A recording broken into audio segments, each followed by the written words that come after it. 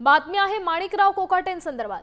Manikrao कोकाटेंवर angiography करण्यात येते आणि डॉक्टरांच्या रिपोर्ट्स नंतरच नाशिक पोलीस पुढील निर्णय घेणार आहेत। वैद्यकीय स्थिती लक्षात घेऊन पोलिसांकडून सतर्कता ठेवण्यात आली असून आवश्यक ती प्रक्रिया पूर्ण करण्याची तयारी करण्यात आली आहे। सध्या माणिकराव कोकाटे यांची एंजिओग्राफी सुरू आहे आणि या संपूर्ण तपासणी दरम्यान पोलिसांकडून चौकशी करण्यात येणार आहे आणि त्यानंतर माणिकराव कोकाटेंच्या अटकेसंदर्भातला निर्णय घेण्यात येईल।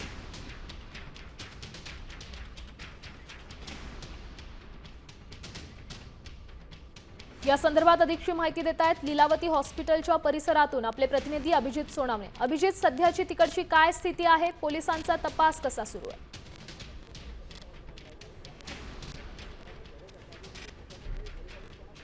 सध्या आता माणिकराव कोकाटे यांच्यावर एंजिओग्राफी केली जाते आणि पुढच्या काही वेळामध्ये त्याचा रिपोर्ट येणं अपेक्षित आहे आणि त्या दृष्टीनेच पुढची तयारी करण्यासाठी आता नाशिक पोलिसांची टीम लीलावती रुग्णालयामध्ये आतमध्ये पोहोचलेली आहे। सध्या डॉक्टरांसोबत या टीमची चर्चा सुरू आहे की एंजिओग्राफी जी टेस्ट आहे तिला नेमका किती वेळ लागेल, त्यानंतर त्याचा रिपोर्ट येण्यासाठी किती वेळ लागणार आहे, माणिकराव कोकाटे यांना आणखी काही त्रास होतोय का, या सगळ्या संदर्भामध्ये सध्या पोलिसांकडून माहिती घेतली जाते आहे। एंजिओग्राफी झाल्यानंतर जर त्याचा रिपोर्ट आल्यानंतर एंजिओप्लास्टी करण्याची गरज आहे का याचा देखील डॉक्टरांकडून सल्ला जो आहे तो टीमकडून घेतला जाणार आहे। कारण याच रिपोर्टवर आता माणिकराव कोकाटे यांना अटक होणार की त्यांना याच ठिकाणी उपचारासाठी पुढचे काही दिवस ठेवावं लागणार आहे याचा फैसला होणार आहे आणि याच दृष्टिकोनातून आता पोलिसांच्या टीमकडून सर्व पद्धतीने आता तयारी केली जाते की जर माणिकराव कोकाटे यांची टेस्ट झाल्यानंतर